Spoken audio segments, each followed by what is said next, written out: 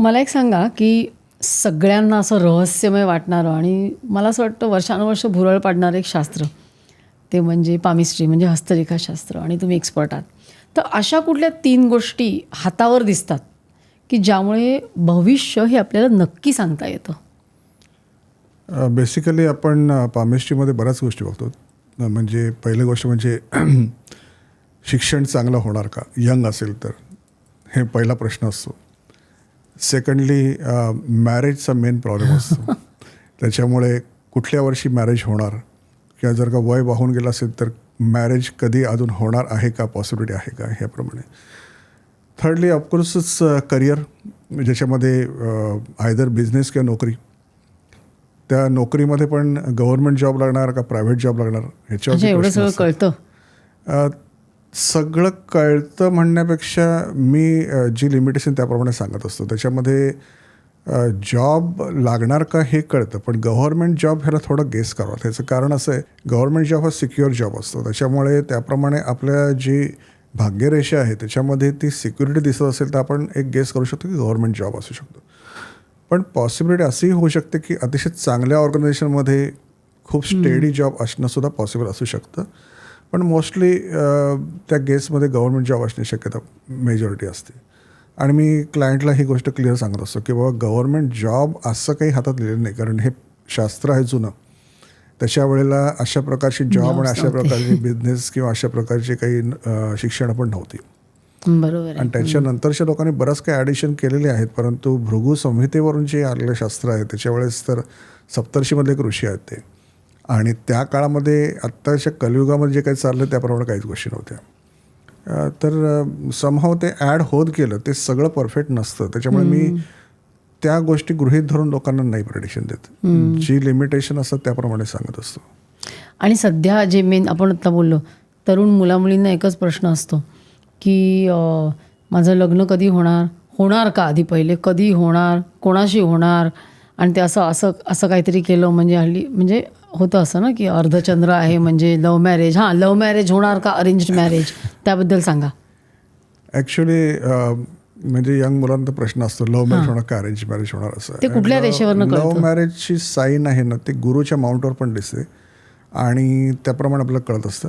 आणि दुसरी गोष्ट म्हणजे लव्ह मॅरेज हा एक प्रकार असा आहे ना की ज्याच्यामध्ये तुमचं नेचर जर का त्याप्रमाणे असेल तर तो हातात कळत असतो, तरच पॉसिबल होऊ शकतं. आणि समटाईम्स असं पण होऊ शकतं की ज्या ठिकाणी आपल्याला ती लाईन दिसत नाही लव्ह मॅरेजमध्ये, परंतु अति जास्त प्रयत्न जर केले तर ते मॅरेजमध्ये कन्वर्ट होतं रिलेशनशिप, पण मग नंतर कॉम्प्लिकेशन होऊ शकतात. अच्छा. सो अशा प्रकारच्या रिलेशनबद्दल मला लोक खूप यंग मुलं विचारायला देतात की सर हे असं असं आहे. आणि त्यांचं जमत नसेल तरी कळतं की ओके त्यांच्या प्रेमात आहेत, परंतु ते जमणार नाही. हां, म्हणजे त्यांची मनं नीट जुळत नाही आहेत किंवा हे त्यांची. कुठल्या लाईनवरनं कळतं असं, म्हणजे मॅरेज लाईन असतं आपल्या इथे साईडला. तर त्या मॅरेज लाईनवरून आपल्याला कळत असतं. आणि गुरुच्या माउंटवरती एक साईन असते लव्ह मॅरेज असेल तर. कुठल्या गुरुचं माउंट आपला. हां, तिथे काय साईन असते? त्या ठिकाणी क्रॉस असतो. अच्छा. आणि तो क्रॉस असेल तर लव्ह मॅरेज असतं. पॉसिबिलिटी त्याचं एका क्रॉसवर आपण बघूच नाही शकत. आपल्याला 2-3 ठिकाणी गोष्टी बघायच्या असतात. सर मॅरेज लाईन पण आहे, त्याची फेट लाईन पण आहे, आणि क्रॉस तर आपल्याला कळू शकतं. दुसरी गोष्ट म्हणजे गुरु बरोबर शुक्राचा माउंट आपल्याला चेक करावा लागतो की शुक्राचा माउंट किती डेव्हलप्ड आहे. या सगळ्या गोष्टीचा एकत्र अभ्यास. मग अशा येतात केसेस तुमच्याकडे? अशा बऱ्याच येतात. आणि कुठल्याही पामिस्ट्रीमध्ये कुठल्याही गोष्टीचं स्ट्रेट फॉरवर्ड एक उत्तर नाही काढता येत. त्याला आपल्याला बऱ्याच सगळ्या गोष्टीचा विचार करून त्याला उत्तर द्यावं लागतं. म्हणजे एक ही लाईन बघितली की असं झालं असं नसतं त्याच्यामध्ये. So you have to overall see the hand properly, आणि मग तुम्ही प्रेडिक्शन. असे कुठले इंटरेस्टिंग किस्से तुमच्याकडे आहेत की जेव्हा तुम्ही ॲक्च्युली गाईड केलं किंवा बघितलं आणि तुम्ही त्यांना सांगितलं मॅरेजच्या बाबतीत? मॅरेज होतं तर असे तर अनगिनत किस्से असतात की मॅरेज होणार का, लव्ह मॅरेज आहे. त्याच्याचबरोबर कधी कधी ह्याच्या पलीकडे जाऊन पण काही लोक मॅरिड लोकांचे किस्से असतात. बरं. की आउट ऑफ मॅरेज काही त्यांचे गोष्टी असतात. आता स्पेसिफिक एखाद्या क्लायंटचं मी सांगणं चुकीचं होईल, कारण ते रिलेट होतं मग. परंतु त्याच्यानंतर मग मला मेसेज येतात कधी कधी की सर तुम्ही हा किस्सा सांगितला माझ्याशी रिलेटेड आहे का.